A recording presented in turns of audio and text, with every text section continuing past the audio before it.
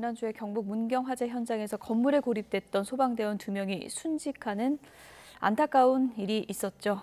오늘은요, 소방관 출신으로 비통함을 드러낸 오영환 민주당 의원과 이 얘기들을 좀 나눠보도록 하겠습니다. 어서 오세요. 예. 네, 안녕하십니까.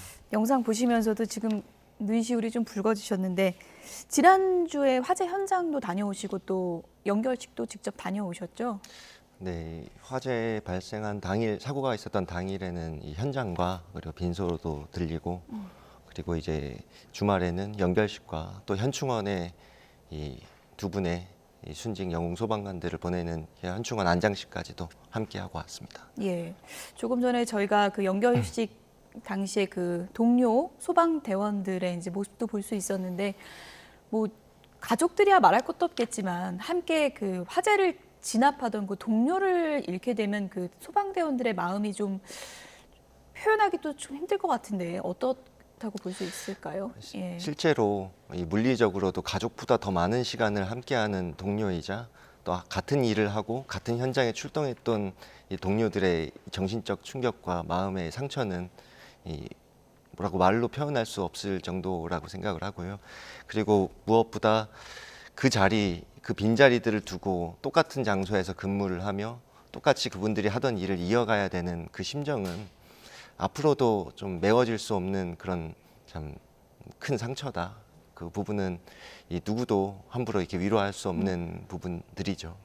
오영환 의원이 불출마 기자회견하면서 순직한 소방관들의 이름을 하나하나 거명하면서 마음의 비석을 세웠다 이렇게 이제 표현하기도 했는데 이제 중요한 건 이런 일이 더 많이 재발되지 않도록 하는 거잖아요. 그렇죠. 화재 현장 이번에 가보니까 어떤 게 문제였던 것 같고 어떤 생각이 드셨습니까? 사실 이번 사고는 이 화재 조사 현장 감식이 아직 현재 진행 중이고요.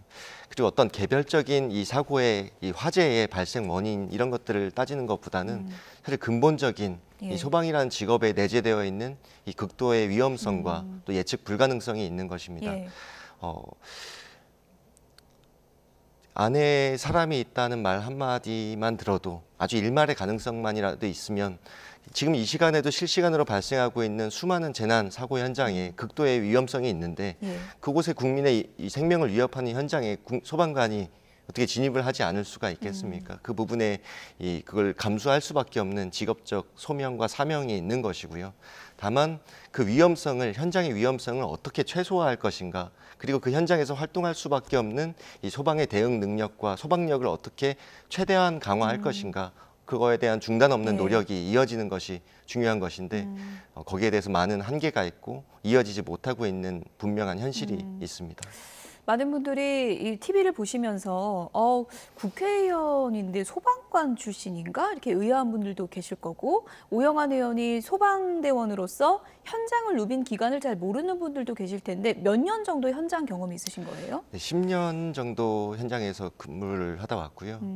119 구조대 그리고 119 구급대 등에서 10년을 오로지 현장에서만 근무를 했기 때문에 어떤 뭔가 이런 현장에서 발생하는 문제점, 실질적인 문제점 이런 것들에 대해서 좀 더 그 이해를 많이 할 수 있었다 그렇게 예. 말씀드리고 싶습니다. 이번에 소방대원 순직 관련해서 이제 구조적인 문제점 중에 또 하나가 이번에 그 공장이 샌드위치 패널로 지어졌기 때문에 순식간에 또 이제 건물이 무너져 내리는 일이 있었다라고 하잖아요. 실제로 화재 진압 나가보면 이런 샌드위치 패널 구조가 상당히 좀 많습니까?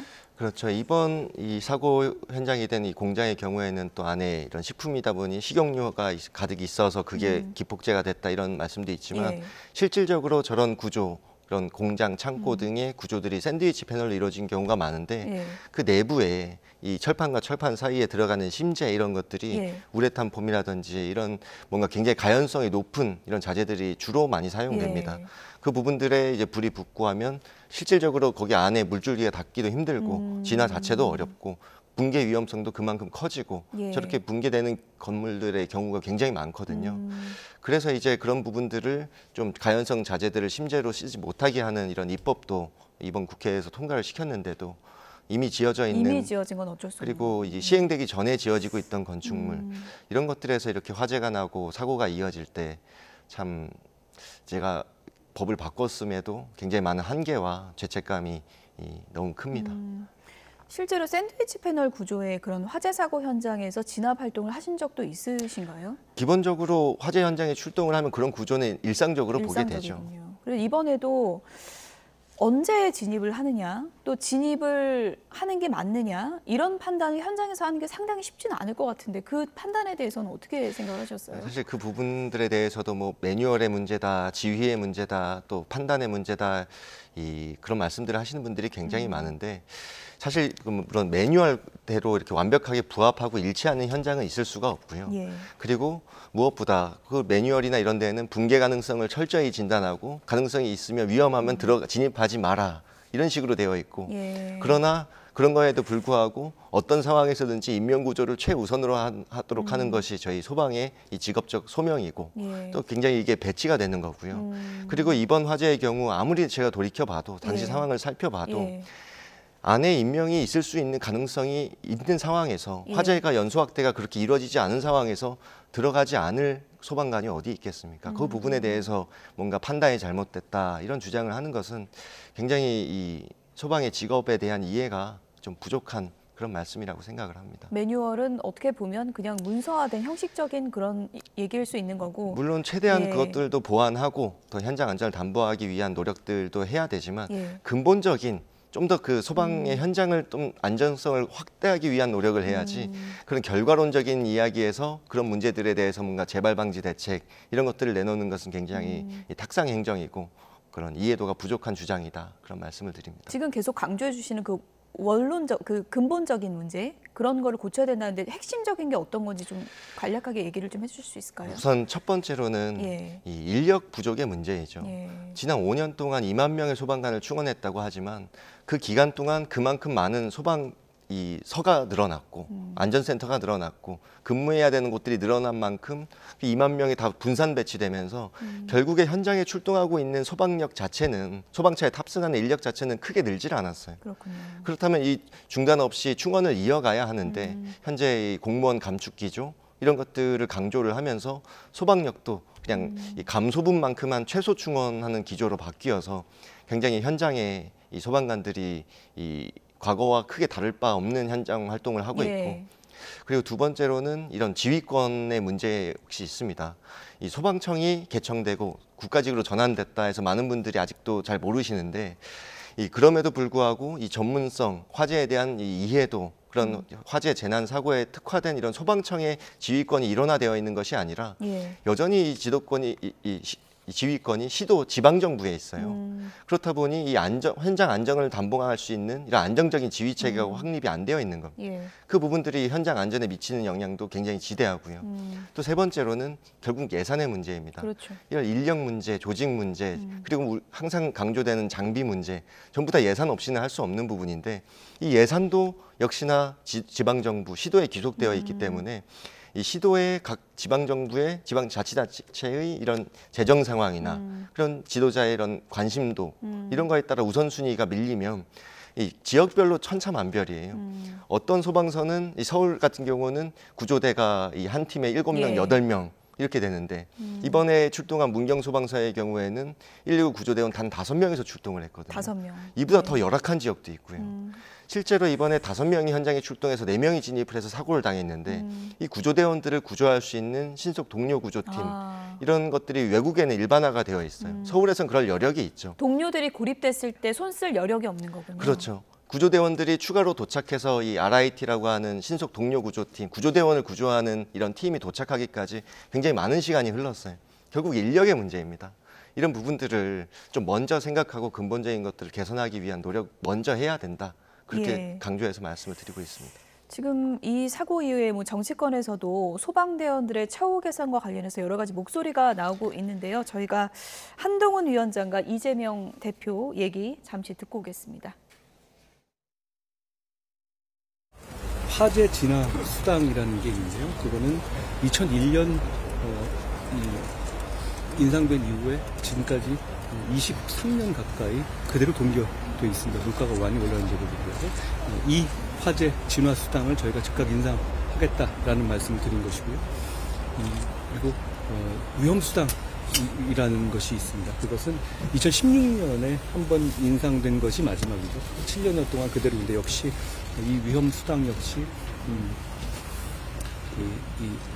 인상하도록 하겠다는 말씀드렸고요. 그리고 여기 소방관님들이 근무하시는 환경에서 굉장히 정신적인 트라우마를 많이 겪을 수밖에 없거든요. 그거 관련한 시설들을 전국에 설치하려는 것을 준비 중에 있고 그것을 더 신속하게 하겠다는 말씀을 드린 겁니다. 물론 수색 구조 과정에서 지금 소방관들이 피해가 많이 발생합니다. 네, 지금 현재 이제 무인 로봇 형태의 이제 수색 구조 장비들을 개발을 해야 되는데 그 부분은 실제로는 정부의 R&D 투자가 사실 상당히 많이 필요합니다. 수색 구조 장비들은 수요가 많지가 않아서 군 또는 소방 이런 데만 필요하기 때문에 민간 영역에서는 사실상 불가능하고 공공 영역, 특히 정부 영역에서 전 세계를 상대로 시장이 넓으니까 연구 개발을 통해서 무인 수색 구조 장비들을 좀 개발할 필요가 있습니다. 네, 물론 뭐 이런 걸로 모든 게 해결되지는 않겠지만 위험 수당 인상이나 뭐 첨단 장비 개발 이런 뭐 대안에 대해서는 어떻게 생각하십니까? 참 이 정치라는 것이 결국 국민들의 여론과 마음을 대변하기 때문에 또 이렇게 공감해 주시는 건 참 감사한 일들이지만 예. 저렇게 이 말뿐인 공감에 그치면 안 되는 일이고요. 실질적인 현장을 달라지게 할 수 있는 방법이 무엇인가부터 들여다봐야 되는데 좀 여러 현장에 대한 이해도가 부족한 말씀들이라고 생각을 합니다. 현장에 대한 이해가 좀 부족한 거라고 생각하세요? 실질적인 개선을 위한 예. 방법이 무엇인가를 얘기를 했으면 좋겠고요. 그 부분에 대해서 노력을 함께 해줬으면 좋겠습니다. 이 수당 같은 경우에도 참 처음엔 굉장히 좀 서글펐습니다. 저 말씀을 들을 때 물론 이 소방관의 이런 사기 진작 이런 것들에 대해서는 참 고마운 말씀일 수도 있지만 그럼에도 이 화재 진화 수당을 좀 더 올린다고 화재 현장의 위험성이 줄어드는 건 아니지 않습니까? 또 뭐 이런 이 첨단 장비도 마찬가지고요.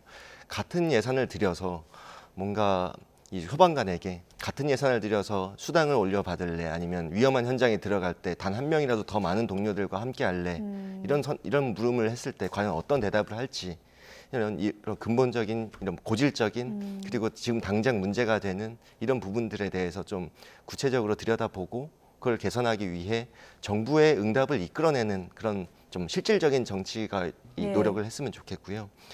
결국에는 이런 인력 문제는 또 조직 문제는 행정안전부가 응답을 해야 되는데 거기에서 이 극구 반대를 하고 있습니다.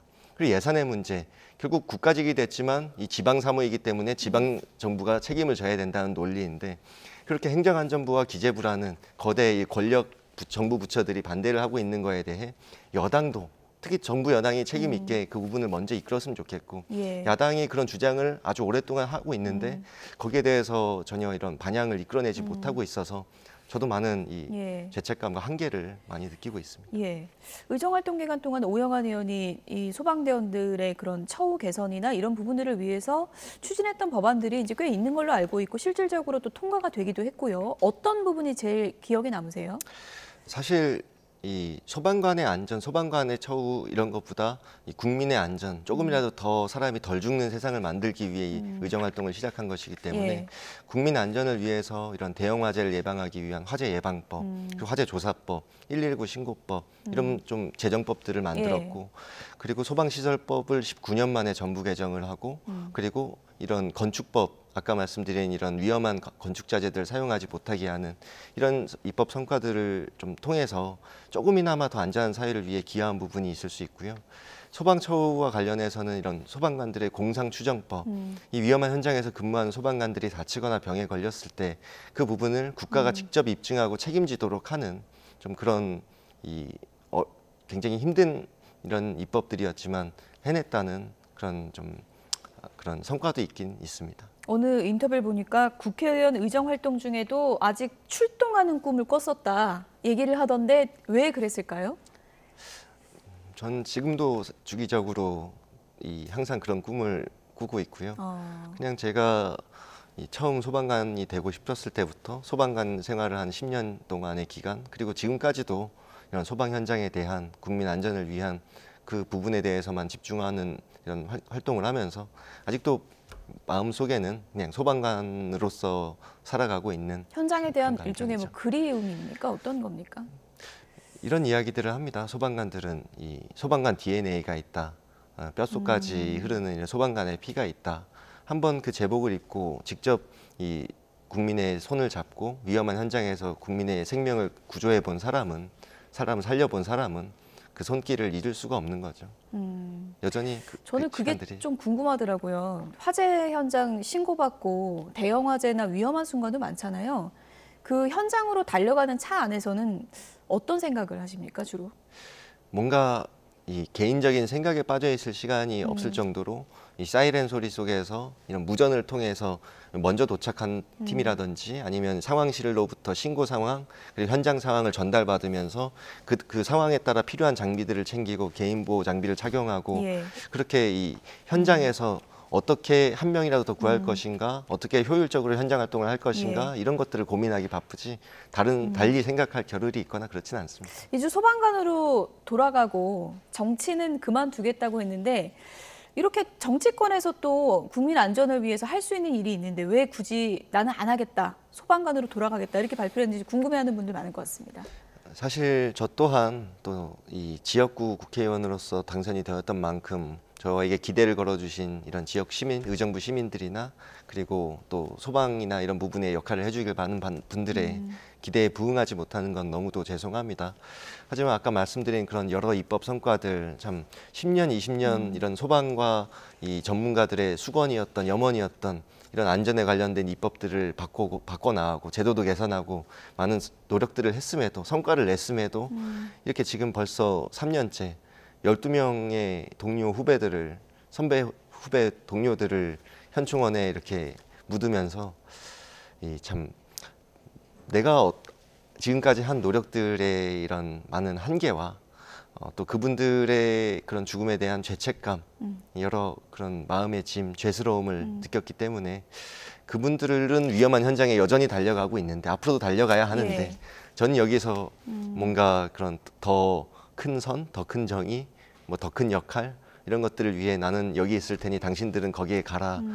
그런 이 마음의 짐을 예. 더 이상은 짊어질 자신이 없는 것이죠. 이런 질문이 좀 맥락상 죄송하긴 합니다만 일각에서는 뭐 정치 논리로만 생각하면 뭐 당의 일종의 뭐 주류계가 아니기 때문에 친낙계로 뭐 불리기 때문에 공천을 뭐 못 받을 가능성이 있기 때문에 그런 거 아니냐라는 정치 논리로 생각하는 분도 분명히 오해를 좀 하셨을 것 같은데 그런 부분에 대해서는 어떻게 답변을 하셨습니까?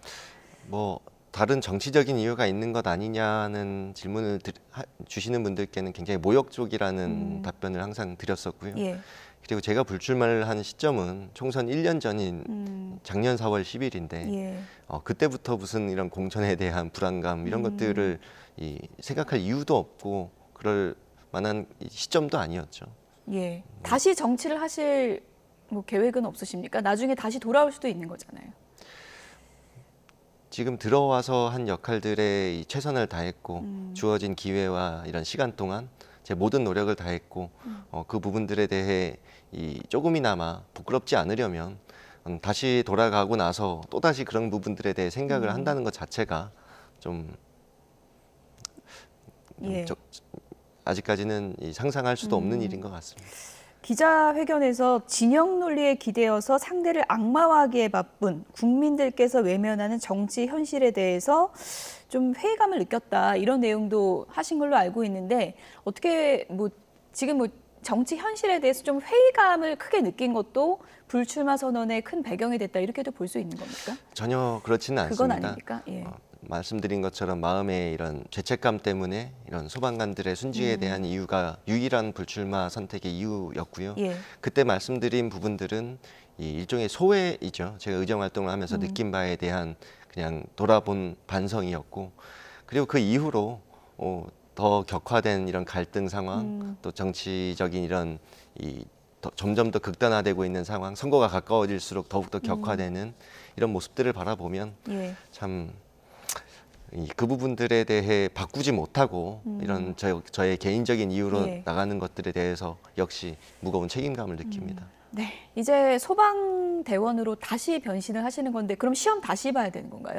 그렇죠. 아. 제가 뭐 10년을 근무를 했어도 예. 이런 경력이나 경험 뭐 이런 것들로 인정받아서 들어갈 수 있는 방법은 달리 없고 다른 수험생들과 똑같이 이 수험 생활을 통해서만 들어갈 수 있습니다. 이제 시험 준비하시느라 바쁘겠네요. 이제 남은 임기 동안은 예. 이 마지막 숙제 하나라도 더 하기 예. 위해 노력한 뒤에 예. 임기가 끝난 뒤에 예. 수험생으로 복귀할 예정입니다. 이제 화재 현장에 서 있는 오영환 소방대원이 될 텐데요. 나중에 또 소방대원 얘기 들려주러 다시 한번 좀 나와주시죠. 네, 지금까지 오영환 더불어민주당 의원이었습니다. 고맙습니다. 고맙습니다.